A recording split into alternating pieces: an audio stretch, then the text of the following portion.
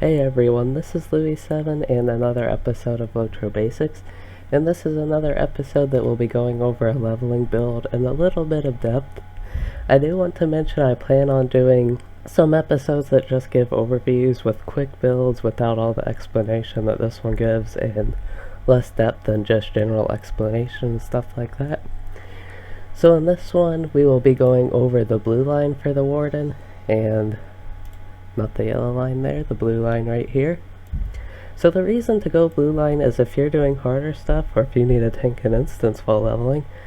So stuff like that, it has better healing, defenses, and you can see all the bonuses here that are mainly defense bonuses, incoming healing modifier, outgoing damage from the target, plus block rating, healing potency, actually does have plus 5% spear gambit damage.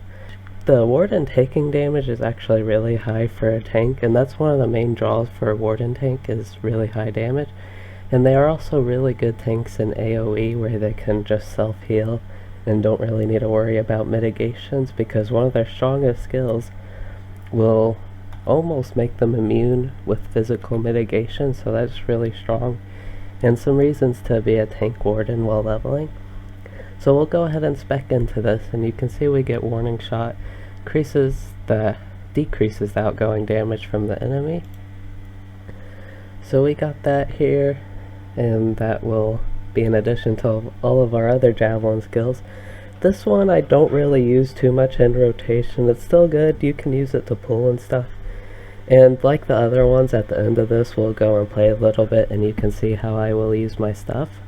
Okay, so let's go ahead and start with Specking, and we have two options here. One gives an evade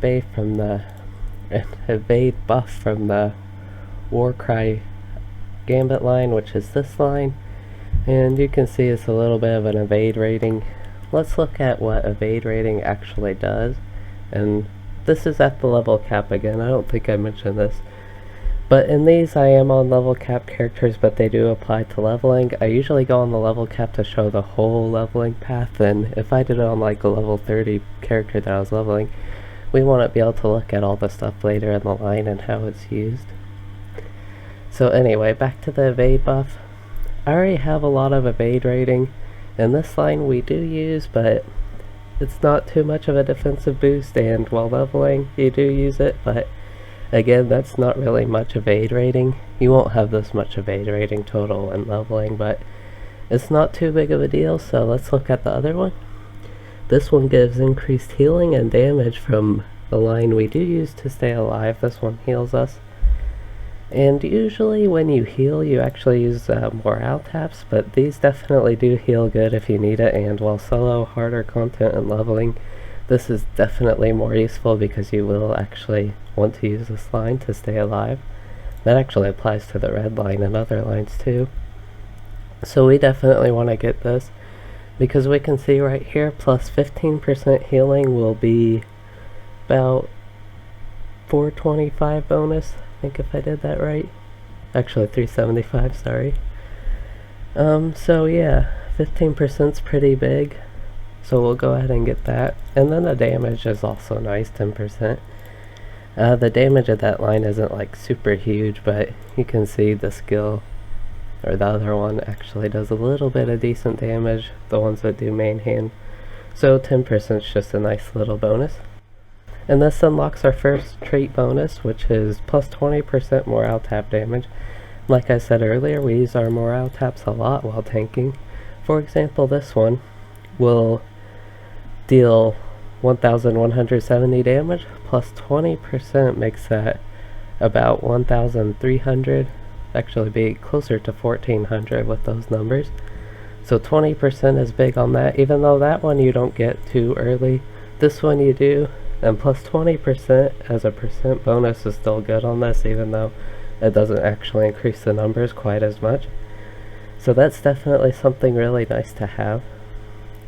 And I do want to note that increases the damage of the morale taps, not necessarily how much morale it returns, but it's still useful because you'll be using those. Okay, so we got the next line, and I just want to mention this skill, Defiant Challenge, is the strongest skill we have for active mitigation as a Warden and the Force Taunt.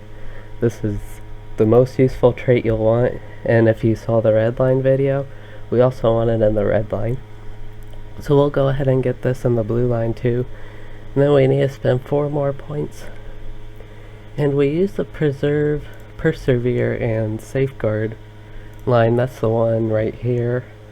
So this one says the Persevere and Safeguard block rating, but it says the Persevere Gambits. This one says the Persevere Gambits as well, but it does the whole line instead of just the first 2 Gambits.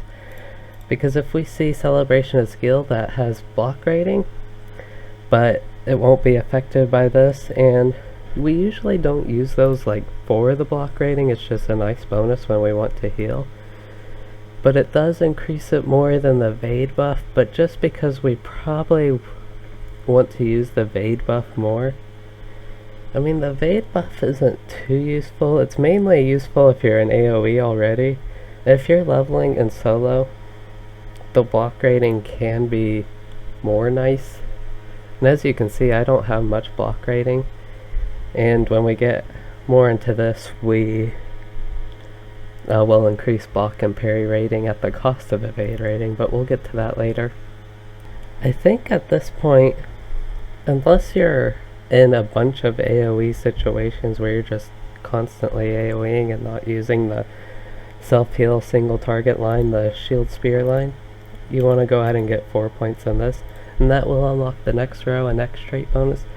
And this one actually gives us a gambit, and this gambit's not super useful, but it is not useless.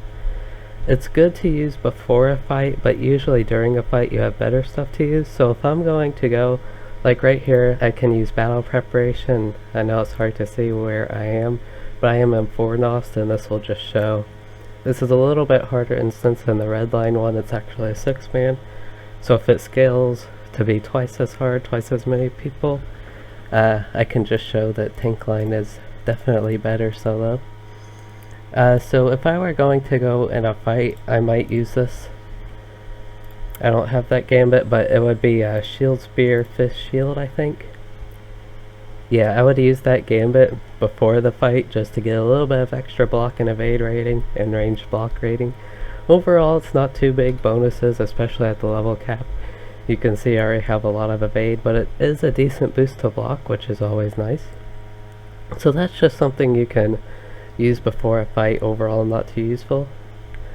And then the next line, we have this middle trait which affects Defiant Challenge, and this is what makes Defiant Challenge so good on a Warden, is the increased mitigation from this. So we want to get these 3 points, and this will greatly increase your mitigation whenever you use this in an AoE situation, or even a single target situation. You'll still get 8%. So we want to go ahead and get those 3 points in there. And then we'll need 2 more to unlock the next line. And we could look back at this stuff, but let's look at the new stuff. It might be more useful. Impressive Flourish, let's see. So this one we don't really use too often. There's just better stuff to use. The dot is a little bit nice, but it's not too much damage in total. And if we just look at, let's look at Warcry. That does the same dot, and it's AoE though, and it gives an evade buff rating anyway. So that's a better gambit. Of course, a much better gambit would be Surety of Death. Much more damage, decent more evade buff rating. Of course, it requires 2 more gambit builders, but that just shows that that's not too useful and we don't use it that much. So that's probably not the best to get.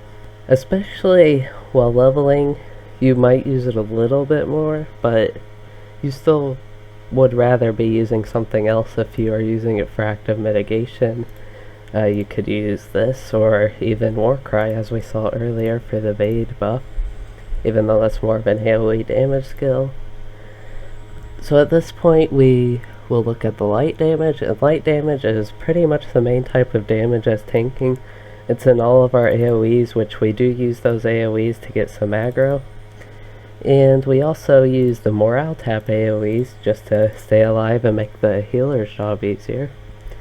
And that also helps with aggro, and those do light damage, so we definitely want this. We don't want to put all 5 points in it yet because this does unlock the next row. So let's look at the set bonus we got. And this is a swath of unique bonuses to your buff chain finishers.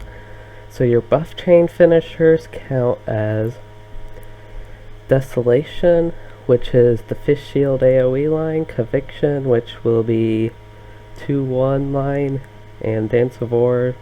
Conviction's a 2-3 line, Dance of War is also 2-3, and Surety of Death's back to the 3-2. Celebration Skill and Restoration are both 2-1.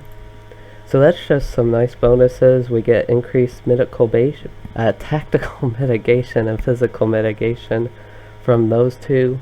And it's 2% as a Warden. You don't have that much percent. You have less than a heavy armor class, so using that can be good. If you have the free time and don't need to do anything else, just increase your active mitigation.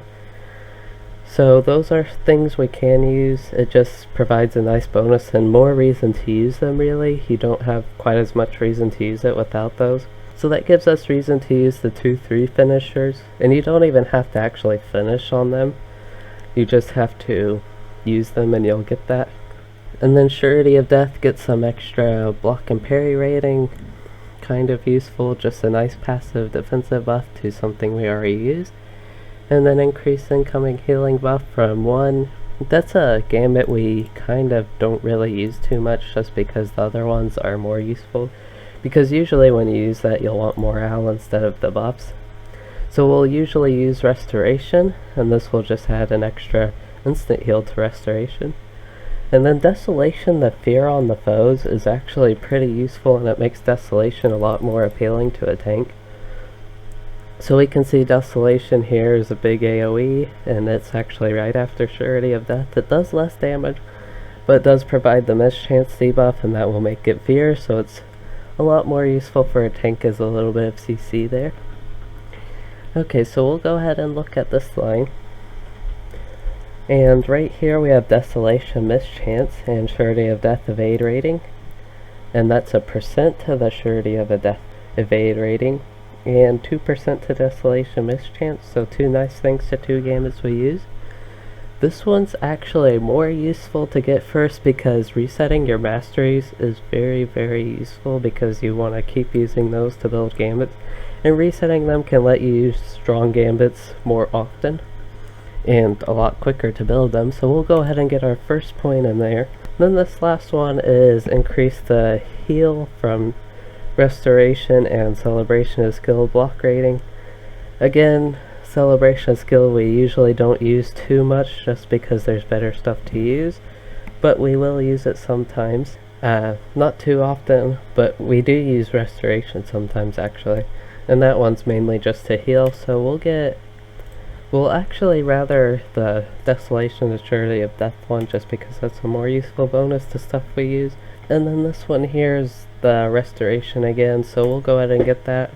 And then it's best at this point to put 2 more points in light damage. That will be our filler if we have any more like that.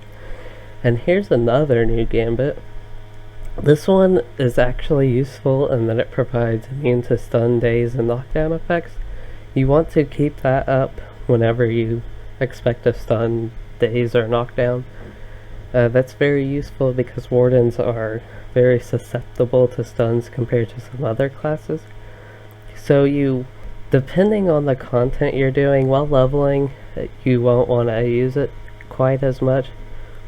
But when you get to the level cap, it'll be used more. So for leveling, you don't have to worry about it too much unless you're getting stunned a lot, and you could use that just to not get stunned. So, I mean, it's just a new utility skill to have. And then the greatly increases your tactical mitigation. That's not too useful.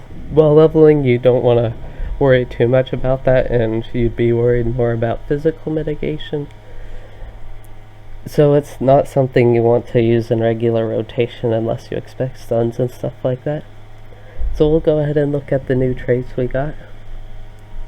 This one has heal over time pulses, which is always useful. That's good for damage over time pulses too. And just having more pulses allows more healing and just general effects like that, so that's always nice. Critical defense is something really good for wardens, because again they have low mitigation percent because they're medium armor. So that's going to be something good. So this one, Thick Skin, is not really too useful because it only affects Dance of War and Conviction. This is Dance of War right here, 2-3, and that one's the one that provides tactical mitigation, but that gives a percent to number bonuses it already gives, which those number bonuses aren't really too useful, and while leveling, 10% isn't gonna really do much for you. And then 10% to Conviction, again, isn't going to do that much for you. And that one we actually don't even want to use as much as, that's Maddening Strike, sorry. Conviction, again, we use those two when you can fit them in, basically, if you're not really needing to do anything else, but the bonus from this won't make them like we do want to use them. And the increased mitigation ratings while leveling, it is useful because at the cap you'll be at the mitigation cap anyway if you're geared properly, so that won't matter at all really. But while leveling, it is a little bit of a decent boost to using those. But again, if you really want to survive, you'd rather just go ahead and use a morale tap or your self-heal line. So that's just not too useful and something we can probably put a point in something else at this point.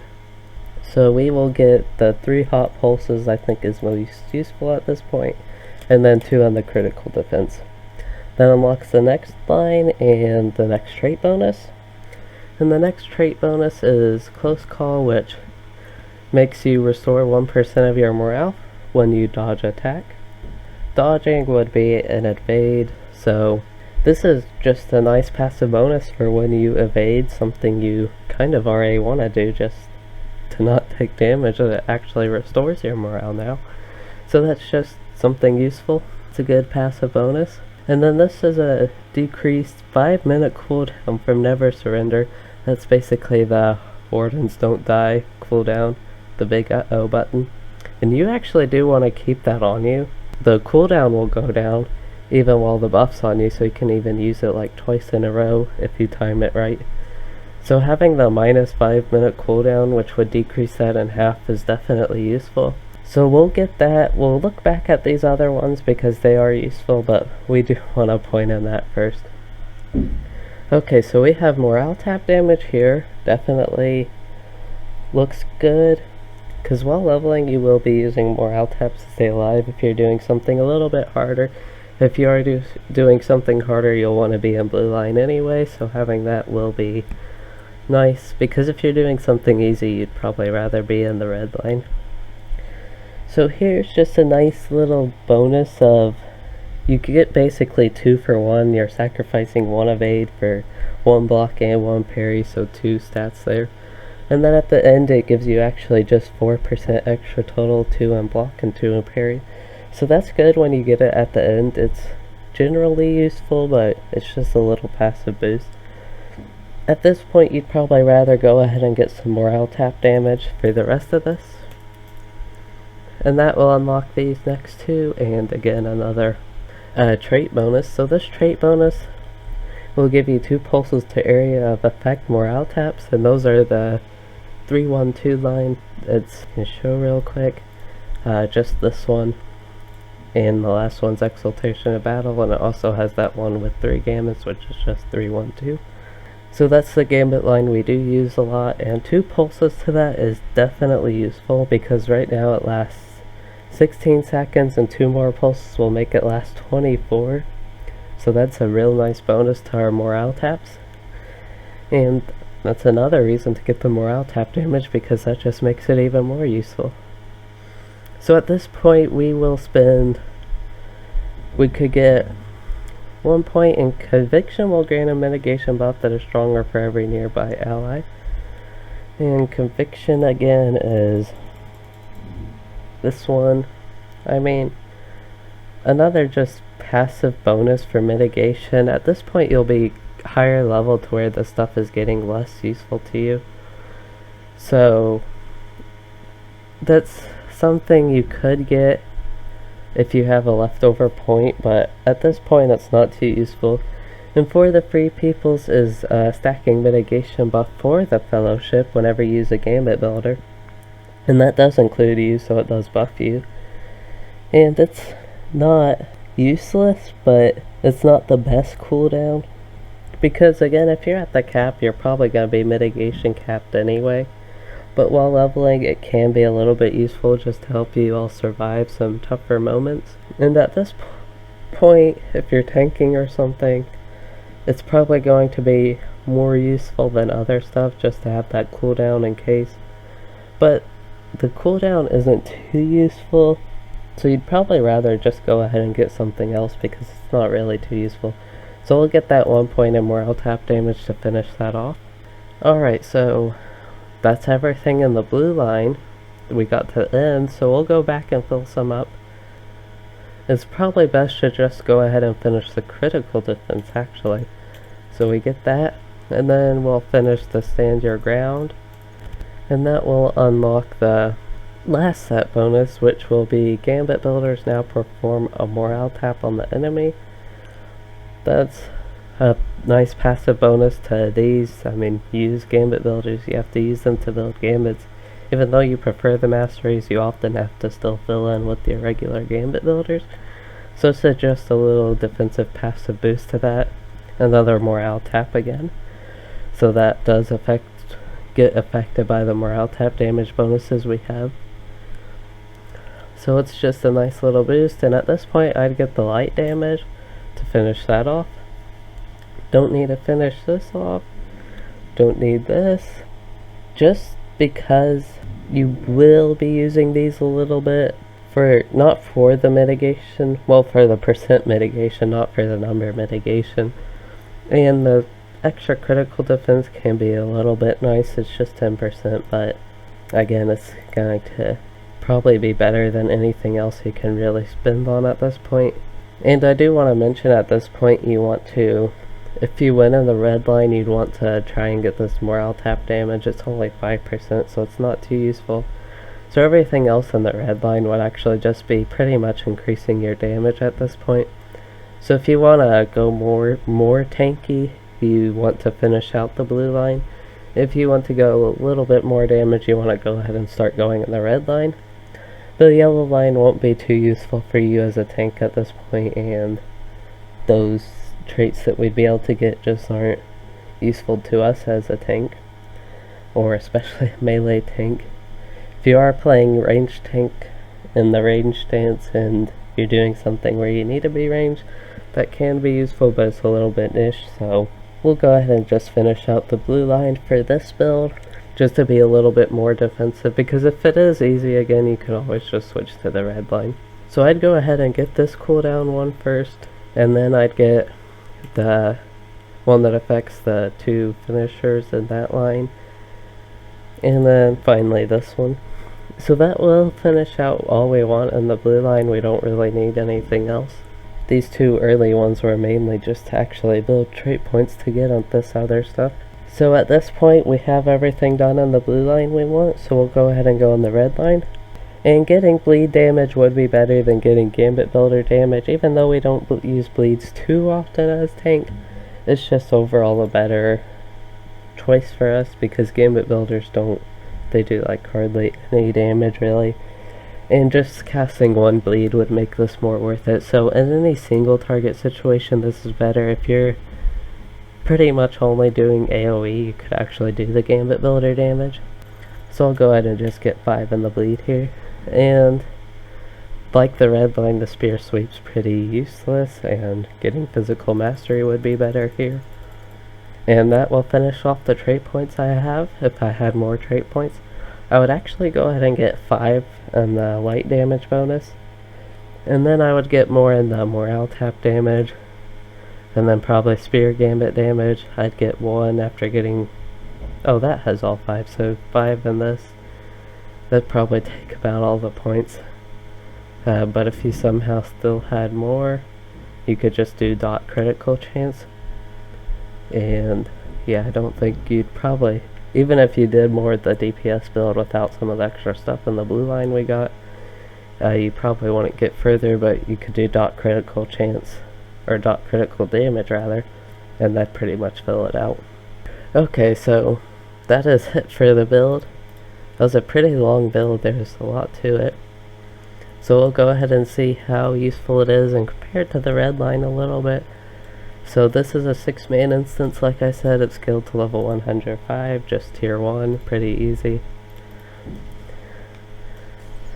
So you can see I used AoE damage, and I'm going to use, what's this called, Defiant Challenge to get my mitigation.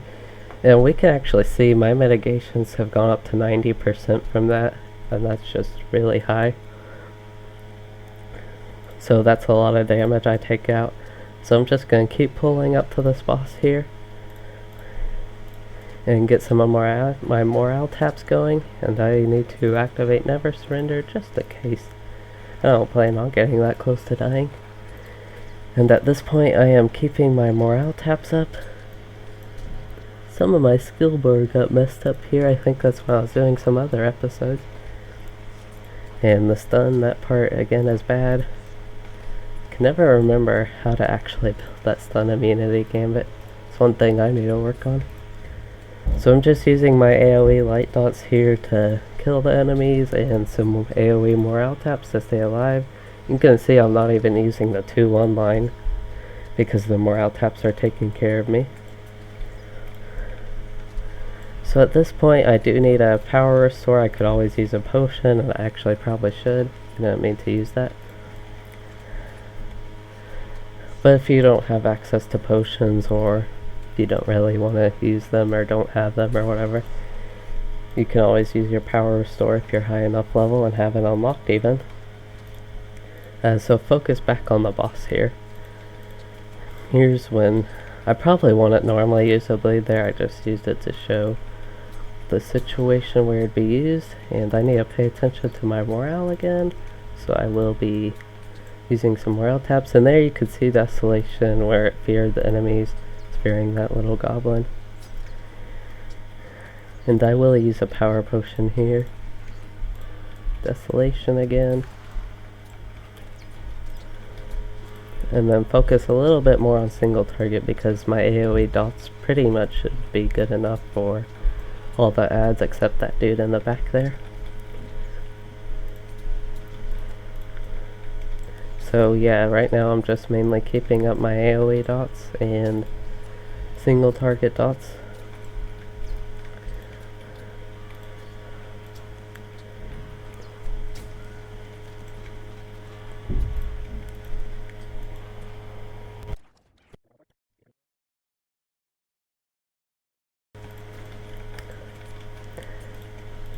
Here I will actually use a single target heal even though I don't need to use it too much.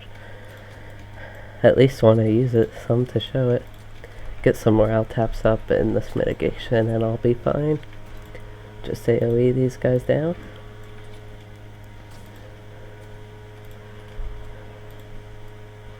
Alright, and I do want to mention while leveling you won't be this strong and won't be able to do this. This is at cap with decent gear. My gear's actually not the best, it's not too great, but... And I do have cap mitigations, and while leveling you won't have that. And I also do have decent allies. They're mainly built for red line, but it's pretty much the same if you're gonna be blue line, but I have the best in slot relics and stuff like that, so that does greatly help me. And loot this chest here, and that will be it for this episode. I hope you enjoyed and it was useful for you. And I will be going over the yellow line soon too, and the reason I am doing Warden is because I'm most experienced with it. I'll mention this more later, but I will be doing, like I said, just a lot shorter episodes. This one seemed really long.